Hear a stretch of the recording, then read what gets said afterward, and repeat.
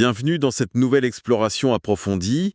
Aujourd'hui, on plonge vraiment au cœur d'un espace urbain assez fou. Ouais, carrément fascinant. L'objectif de notre analyse d'aujourd'hui, c'est de décoder l'histoire d'une zone minuscule. En fait, elle fait à peine 0,62 km². C'est rien du tout à l'échelle d'une ville. Bah oui, c'est tout petit. Et c'est situé en plein milieu des gratte-ciel et des néons d'Osaka, au Japon. Sur les cartes officielles du gouvernement, on appelle ça Erinchiku, ce qui se traduit à peu près par le quartier de l'amour du prochain. C'est poétique, hein? Très apaisant comme nom. C'est ça sonne bien. Mais dans l'ombre, surtout pour ceux qui y vivent, qui ont travaillé et lutté, ce quartier porte un tout autre nom. Un nom qui est vraiment chargé d'histoire. Kamagasaki? Exactement. Kamagasaki. C'est une dualité qui est saisissante dès le départ, en fait. Et pour bien comprendre ce décalage, nos sources pour cette plongée s'appuient principalement sur un rapport de recherche historique. Un rapport très dense d'ailleurs. Ah oui, extrêmement dense.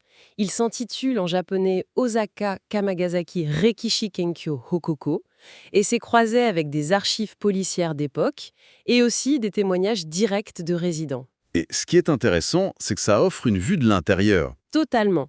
Ce que cet ensemble documentaire nous offre, c'est pas seulement la chronique d'un quartier marginalisé. Les historiens qui ont rédigé ces textes décrivent ça comme une véritable autopsie de la modernité japonaise, mais vue depuis ses fondations les plus enfouies. C'est ça. La mission de notre plongée dans ces sources, c'est de décortiquer 5 histoires historiques méconnues de ce quartier. 5 histoires qui sont d'ailleurs assez incroyables. Ouais, on va essayer de comprendre comment cette petite zone, qui était autrefois le plus grand marché de travailleurs journaliers du Japon, Ce qu'on appelle un yoshiba, voilà, un yoshiba, donc comment elle a été façonnée par le pouvoir, mise à l'écart du reste de la société, mais aussi comment elle a résisté. et résister de manière spectaculaire, tu vas voir. Et ce qui est super pour ceux qui nous écoutent et qui aiment voyager, c'est qu'on va découvrir comment ces récits se cachent encore aujourd'hui dans des lieux touristiques improbables. C'est une toute autre grille de lecture pour les curieux de passage à Osaka. Bon, commençons. Pour bien saisir la mécanique de ce quartier, il faut remonter un peu le temps, non? Ouais, il faut aller à l'époque Meiji, donc à la fin du 19e siècle. Le grand bidonville d'Osaka de l'époque s'appelait Nagamachi. D'accord. Et avec l'expansion de la ville, les habitants étaient repoussés toujours plus loin vers la banlieue d'alors, ce qui a formé progressivement ce qui deviendra Kamagasaki. Un processus de relégation classique, en fait. Complètement. Et quand on arrive dans les années 1960, le Japon est en pleine frénésie de croissance économique. Le fameux miracle économique. Exactement. Et Kamagasaki devient à ce moment-là le grand réservoir de main-d'œuvre du pays. Le muscle brut. Ouais, j'ai vu ça dans les documents.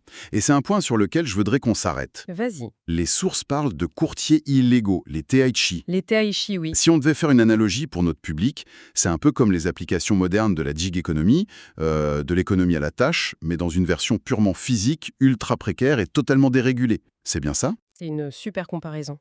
C'était vraiment un système d'intermédiaires. Les gars se présentaient super tôt le matin dans la rue, en espérant être choisis pour une journée de chantier. Et les courtiers se servaient au passage. Ah ils prélevaient une marge énorme. Les travailleurs subissaient une exploitation constante. Il n'y avait aucune protection sociale, pas d'assurance chômage. Et surtout pas de couverture en cas d'accident du travail? Rien du tout. S'ils se blessaient, ils cessaient tout simplement d'exister pour le système. Et c'est dans cette poudrière que survient l'étincelle du 1er août 1961. Alors cette étincelle, d'après les rapports, c'est un drame de la route. Ouais. Que s'est-il passé exactement ce jour-là? Selon les témoignages recueillis sur place à l'époque, c'est un accident de la route, tout ce qu'il y a de plus banal. Mais tragique, une voiture percute un travailleur journalier âgé. La police est appelée. Et là, au lieu d'appeler une ambulance en priorité absolue pour sauver ce monsieur qui est au sol, les policiers commencent d'abord, avec une froideur absolue, à faire des mesures de la route et à prendre des notes. Attends, au lieu de lui porter secours, ils sortent un mètre ruban. Littéralement. C'est hallucinant. J'imagine que pour les centaines de travailleurs autour, ça a dû être perçu comme une insulte. Ouais, une insulte insoutenable. Ce mépris apparent pour la vie d'un travailleur est perçu par la foule comme l'expression ultime de l'arrogance institutionnelle. Et ça explose. Ça explose complètement. Des milliers de travailleurs se soulèvent, il y a des émeutes qui durent plusieurs jours, d'une violence inouïe. Ils ont même brûlé un commissariat, je crois. On vira oppressif, c'est-à-dire les courtiers illégaux, la police et les capitalistes. Alors là-dessus, il faut bien préciser, parce que nos sources abordent cet événement sous plusieurs angles, et on se doit de rester neutre sur l'interprétation. Tout à fait. D'un côté, pour le gouvernement et les forces de l'ordre, ces émeutes, c'était des actes destructeurs. Leur mission première, c'était logiquement de rétablir l'ordre public face au chaos. Ce qui s'entend du point de vue de l'État. Bien sûr. Mais d'un autre côté, pour les sociologues et les historiens, comme Shuichi Nakamura qui est cité dans le rapport, cette flambée de violence a agi comme un puissant révélateur. Oui, pour les chercheurs, ça a mis en lumière un vide juridique terrifiant. Ça a prouvé qu'en plein cœur d'une nation moderne, il y avait une zone de non-droit où le code du travail ne s'appliquait pas. Et la réaction de l'État face à ce problème d'image est dingue. Tu penses à la sémantique ? La fameuse politique du vocabulaire. Pour effacer cette image de lutte des classes, le gouvernement décide en 1966 de rebaptiser la zone Erinchiku. L'amour du prochain. Voilà.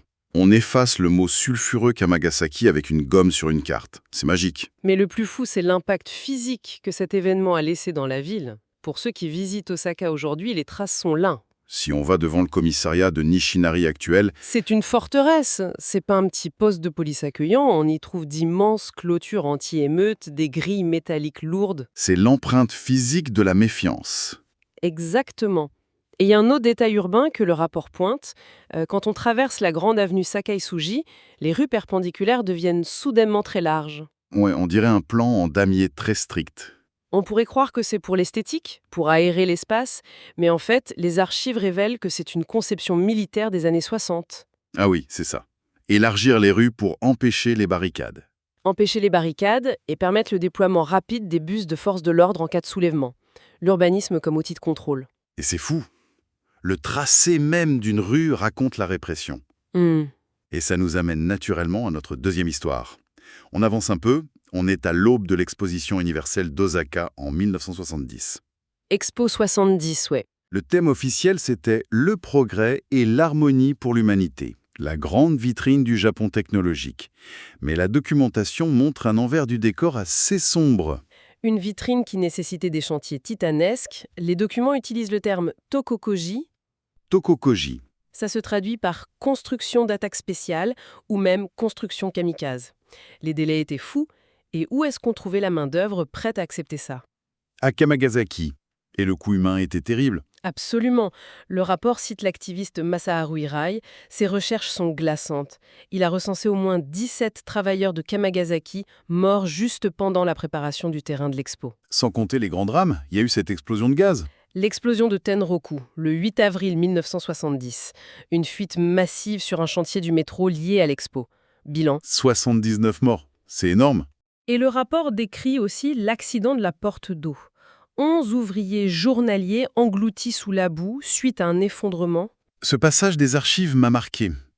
Parce que les engins lourds ne pouvaient pas passer, donc ce sont les propres camarades de ces hommes qui ont dû creuser à main nue dans la boue pour récupérer les corps. Ouais, d'autres journaliers. C'est une image terrible. Ces hommes, sans papier valide parfois, étaient exclus des registres triomphants de l'expo. Et les chercheurs les appellent les Itobashira. Les piliers humains. C'est une vieille légende où l'on sacrifiait des humains dans les fondations des ponts. Là, c'est métaphorique. Ils ont été sacrifiés sous les fondations du Japon moderne. Et pour ceux qui vont à Osaka aujourd'hui, il y a une sacrée dichotomie. D'un côté, le grand parc de l'Expo, avec la tour du soleil d'Okamoto Taro, Majestueuse, optimiste. mais qui ne mentionne jamais les bâtisseurs de cette utopie. Jamais. Et à l'opposé, il y a ce joyau caché, super poignant, près de la station de métro Tenjinbashi Suji Sisum. Tenroku, Ouais, Tenroku. Il y a un tout petit monument commémoratif, presque effacé. Il rappelle l'explosion de gaz. C'est vraiment une réflexion puissante sur la mémoire sélective des grandes nations. qu'est-ce qu'on célèbre, qu'est-ce qu'on oublie, c'est vraiment ça. Bon, cette exclusion nous amène à la troisième plongée historique de notre analyse, la charité. Ah, vaste sujet. Dans les années 70, avec cette pauvreté, des organisations caritatives ont essayé d'intervenir. Mais les sources sont claires, hein. La charité traditionnelle a d'abord fait un flop total. Un échec cuisant, ouais. Le ton moralisateur, condescendant, venir prêcher la sobriété à des hommes épuisés par le froid, ça n'avait aucun sens. Et c'est là qu'intervient une figure fascinante, le père franciscain Tetsuro Honda. C'est mon passage préféré des archives. Il l'avoue lui-même, il est arrivé avec une attitude d'élite, d'intellectuel, qui allait sauver des âmes. Et il s'est pris une claque monumentale. Mais vraiment, il croise un sans-abri qui ne lui demande rien, et cet homme lui dit juste « Mon vieux, désolé, merci ». Juste ça. C'est tout. Mon vieux, désolé, merci. Et ça déclenche chez lui ce que le rapport appelle un séisme théologique. Il réalise que l'humilité et la dignité ne sont pas dans les sermons ou les églises dorées, mais chez ces hommes brisés. Du coup, il prend une décision radicale, il arrête les baptêmes officiels. Et il va même jusqu'à retraduire la Bible. C'est un truc de dingue. Le fameux mot lactone, oui. Voilà, lacton. La tradition traduisait ça par charpentier pour décrire le métier de Jésus, une image un peu romantique de l'artisan. Mais Honda découvre quoi? En analysant le contexte antique, il démontre que lacton, c'est plutôt un tailleur de pierre ou un travailleur journalier précaire. Comme les gars de Kamagasaki. Exactement. Il embourgeoise pas la traduction. Jésus devient un prolétaire. Il appelle ça l'évangile des bas-fonds. Il revoit aussi la notion du baptême. Au lieu d'une élévation vers la pureté, il parle du baptême comme un plongeon. S'enfoncer dans la boue. S'enfoncer avec ceux qui n'ont rien. C'est très fort. Et ça a pris une forme physique qu'on peut visiter, le Furusato no Ie, la maison du pays natal à Aginochaya. On s'attend à une église, mais en fait pas du tout. Non, c'est un bâtiment de 3 étages un peu fatigué, pas de croix, pas de clocher, juste une noraine à l'entrée, ce petit rideau japonais traditionnel. À l'intérieur, c'est juste un salon public. Voilà, t'as pas de messe obligatoire, tu peux juste venir, te réchauffer l'hiver, boire un thé. On offre une présence silencieuse à des hommes qui, pour l'administration, ne sont que des statistiques. On rend de la dignité. Bon, et si on continue d'explorer l'espace de Kamagasaki, les sources nous emmènent vers la frontière sud du quartier. Et là, l'histoire est peut-être plus cynique. Tu parles de Tobita Shinchi. Oui, le quartier limitrophe. Ouais, ça commence après le grand incendie de Namba en 1912. La ville doit relocaliser son grand quartier rouge.